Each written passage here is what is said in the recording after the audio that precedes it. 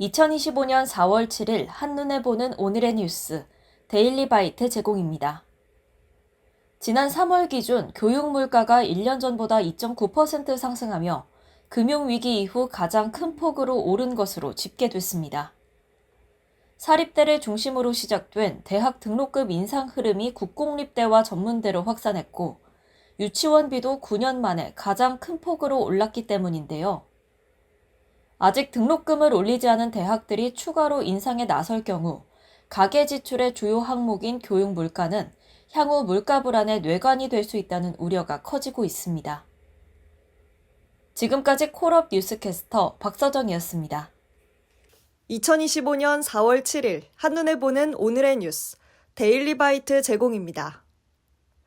중국이 미국의 관세 조치에 맞서 맞불 관세를 예고하고 전 세계를 대상으로 희토류 수출 통제에 나서면서 국내 산업에도 파장이 예상됩니다.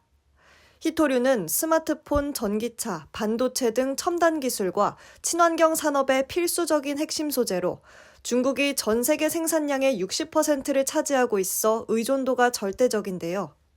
한국 역시 희토류 수요의 상당 부분을 중국에 의존하고 있어 이번 조치가 국내 산업 전반에 직접적인 타격으로 이어질 수 있다는 우려가 커지고 있습니다. 지금까지 콜업 뉴스캐스터 전은송이었습니다. 2025년 4월 8일 한눈에 보는 오늘의 뉴스, 데일리 바이트 제공입니다. 작년 30조 원 규모 세수펑크 등 여파로 나라 살림 적자가 100조 원을 넘어서면서 국내 총생산 GDP 대비 재정적자 비율도 4%를 넘어섰습니다. 실질적인 정부 재정 상태를 보여주는 관리 재정 수지는 104조 8천억 원 적자로 작년 예산안에서 제시한 전망치 91조 6천억 원 적자를 뛰어넘었는데요.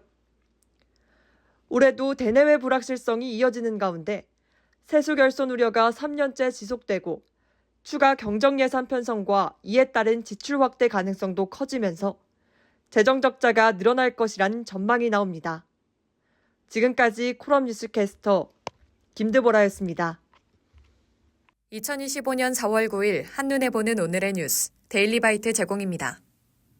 관세전쟁 격화에 따른 경기 침체 우려로 국제유가가 4년 만에 최저 수준으로 떨어졌습니다.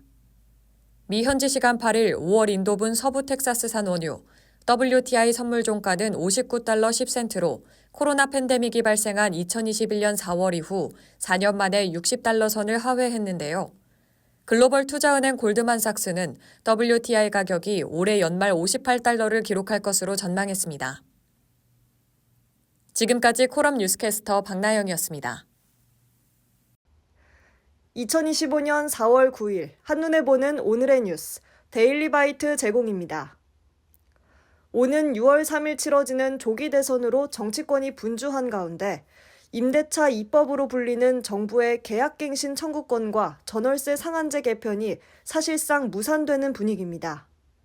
정부가 지난달 관련 토론회를 열고 임대료 상승률 상향 등 개선 방안을 논의했지만 윤 대통령 파면 이후 추진 동력을 잃었는데요.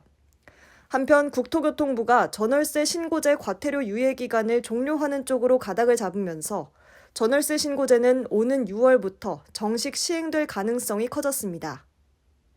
지금까지 콜업 뉴스캐스터 전은송이었습니다. 2025년 4월 10일 한눈에 보는 오늘의 뉴스, 데일리 바이트 제공입니다. 미 현지 시간 9일 트럼프 대통령이 중국에 대한 관세는 125%로 올리고 중국을 제외한 모든 교역국에 대한 상호관세는 90일간 유예하기로 했습니다. 미국의 보복 관세로 맞불을 놓은 중국의 관세율은 104%에서 21%포인트 더 높이는 대신 한국을 비롯한 70여 개국의 관세는 일단 10%의 기본 관세만 부과하기로 한 건데요. 다만 철강과 자동차 등에 대한 25% 품목별 관세는 유지됩니다. 지금까지 콜업 뉴스캐스터 박서정이었습니다.